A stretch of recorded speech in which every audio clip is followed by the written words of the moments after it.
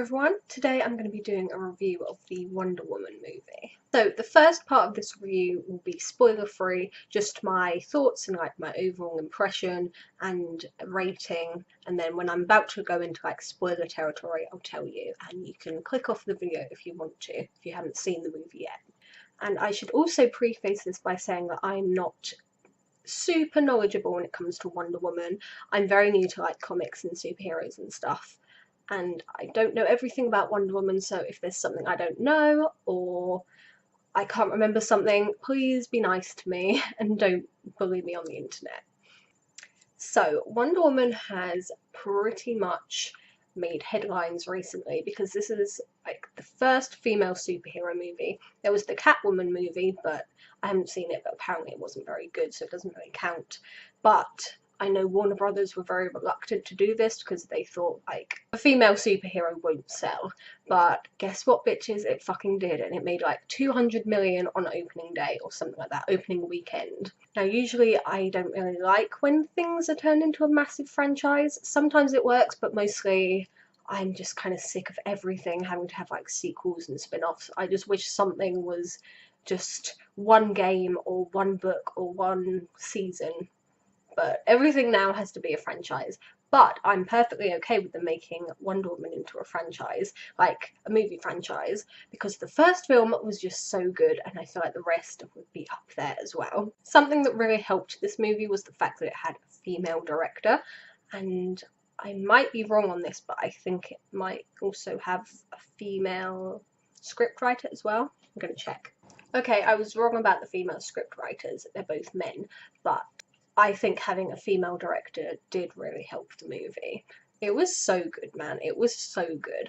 I haven't really seen that many superhero movies, but from people who are like massive DC fans, I've been hearing them say that this is like the best superhero movie, which is crazy because guess what? A woman did that. And another thing that's been mentioned a lot is the colour palette of this movie. While dark at sometimes, which you know makes sense because World War One, is a lot brighter than other DC movies, which tend to be very like gritty, grey, brown, that kind of colour. But this one, at the beginning, definitely has a lot of colour and it really does look beautiful. So the movie starts out with Diana, aka the future Wonder Woman, on her island Themyscira. I don't know how to pronounce it, I'm sorry. And let me just say, I would love to live on an island of female warriors. Like, that's my dream.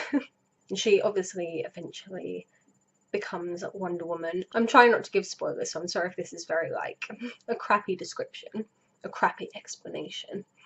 But as I said, the movie is set in World War One, which I didn't actually realise the whole time I was watching it. I thought it was World War Two, but apparently it was World War One, which I guess makes sense because some of the outfits I were like, I didn't really think they were for that time period, but it makes sense they would be in a World War One time period. The movie is so good. It was so good. Like, there were some parts that maybe weren't perfect. I think it's just me, but some of the like, you know, where she like jumps really high or something, it doesn't look the best, but I didn't think it looked particularly bad.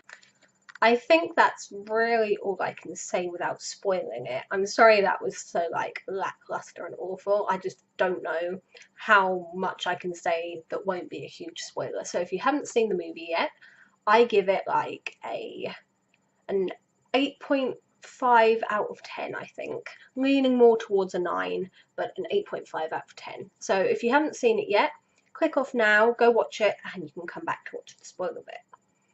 There will be spoilers from this point forward.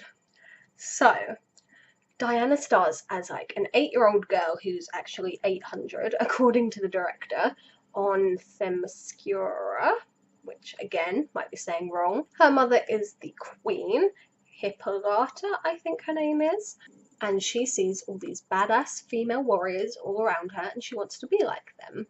She's the only child on the island because she wasn't born, she was created out of clay. She's Zeus's daughter and she wants to fight. She wants to train and everything like that. I will say it's been a few days since I saw it, so some of the details might be a bit fuzzy. And then we see the 12-year-old, I think that's how old she is, version of her, still training fighting against her aunt, I think. Honestly, I thought her aunt and her mum kind of looked the same, so I couldn't really tell who was who most of the time, but she was fighting with her aunt, I'm pretty sure, and her mother doesn't like it, but she does grow up to become like a badass warrior. Then one day on the island, everything is amazing in their lesbian utopia, and a random guy washes up on a boat, I think. Wait, he starts drowning, I think. He like gets close and then he starts drowning. That's Steve Trevor. And Diana saves him, pulls him out of the water, and she's just looking at him like, you're a man. She's never seen a man before, obviously, living in her lesbian utopia. And then the Germans come. They come in on their boat and they bring guns, which the Amazonian people, the women, have never seen before. They only have their bows and arrows. And there's that scene from the trailer where Diana and Steve Trevor are there and the bullet just kind of whizzes past and hits her aunt, I think. So she's dead and she grieves. And then they kind of interrogate Steve Trevor. She wraps the lasso of truth around him and gets him to spill all of his secrets and tell what he knows. And they basically find out that there's a war going on among mankind. And after talking to him a bit more, Diana kind of gets the burst of motivation she needs to go and help them sort out their shit. So there's this scene on a boat, and oh my god, this is like iconic. She's talking about, I don't know, he mentions sex or something, and she talks about how she knows what it is, and she says like, men, while necessary for procreation, for pleasure are unnecessary. And I died. Like, outside I was just stone-faced like this, but inside I was dying. Oh my god. So I can't really remember a lot of what happened in between that. It's just kind of general war stuff. I might be skipping parts here, but I saw it a few days ago, so I don't remember all of the details. So they're in England. Steve is like a spy, an American spy, working with England, and she kind of comes into this like meeting that's going on, and the main guy in charge just does not care about the people, and she gets really upset, and she, you know, she's all about justice, and so she wants to do what's right, but he doesn't care about that, and she tells him off. Then there's a scene in an alleyway where I think it's a bunch of Germans, I can't really remember.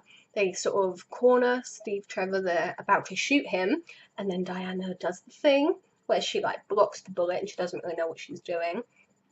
And then she beats the crap out of all the guys, and badass, honestly. Then we just kind of see her like failing to fit in like 1914 London.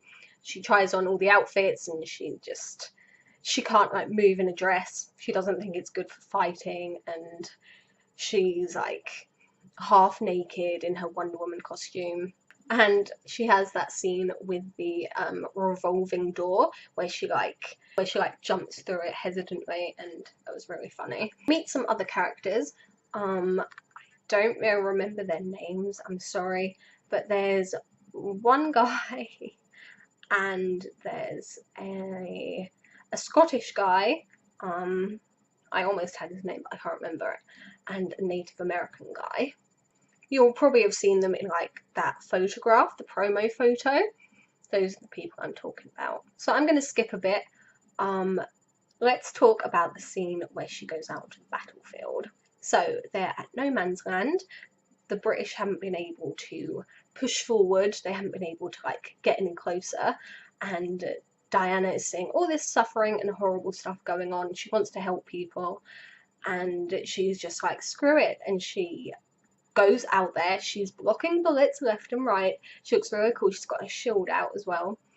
And that inspires everyone else to kind of like go after her, and they all kind of storm the, whatever it's called, the fronts, I don't know, I'm sorry. And that was an awesome scene. I was just awestruck in the cinema, just in love. Oh, I completely didn't mention that the reason Diana comes to Earth, to the human world, the normal world, is because she is convinced that Ares, the god of war, is the reason why everyone is fighting.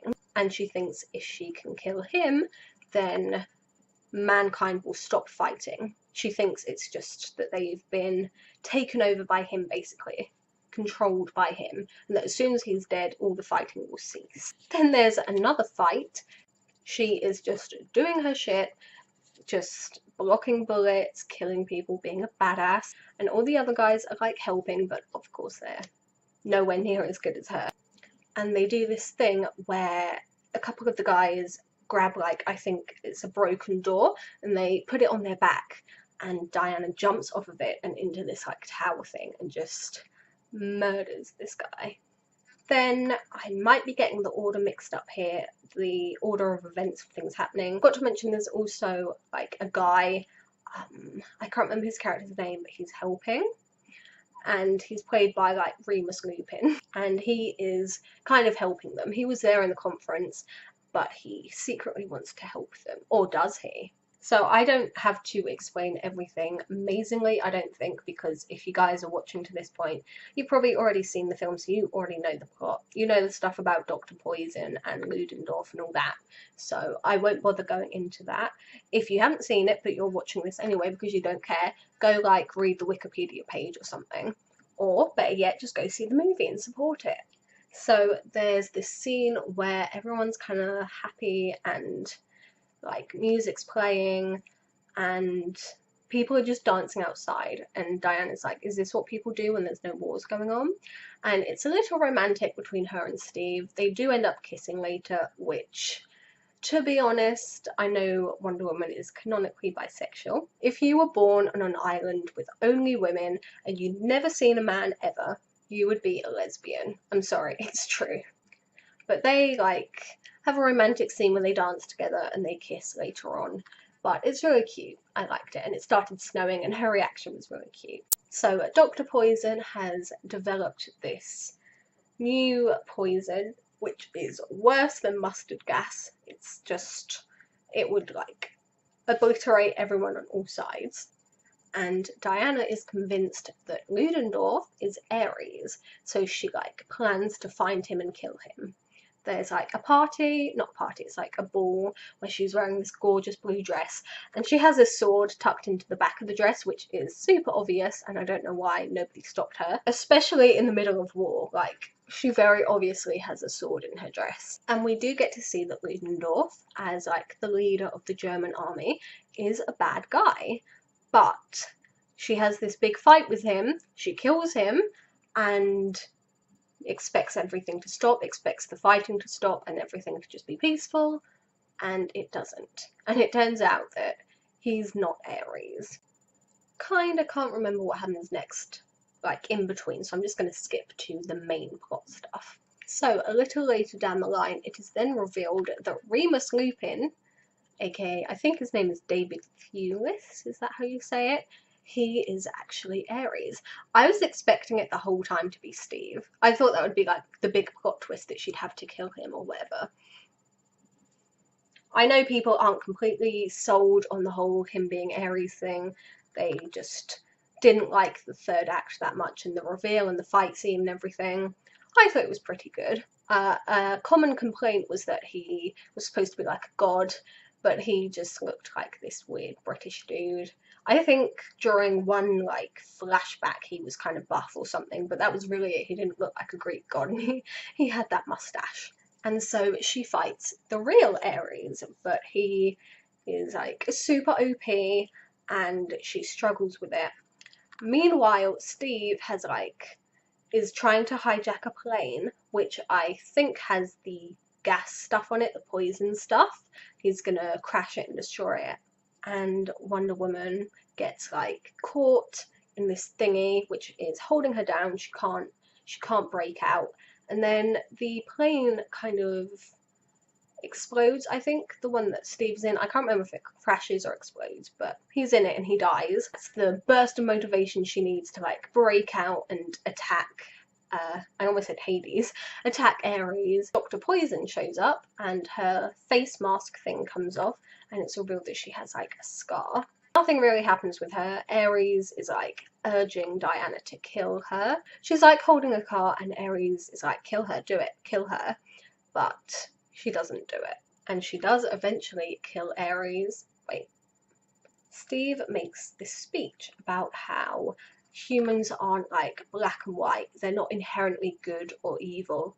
We've got like a mix. It's the choice you make, basically. You can choose to be good or you can choose to be evil, and she learns a lesson that day. So after that, Steve is dead, which I wasn't expecting. I really thought he was going to be alive and okay, but it kind of cuts to the end of the war, and he has a photo up on a board of all the dead people, and she kind of strokes his face, and I actually teared up.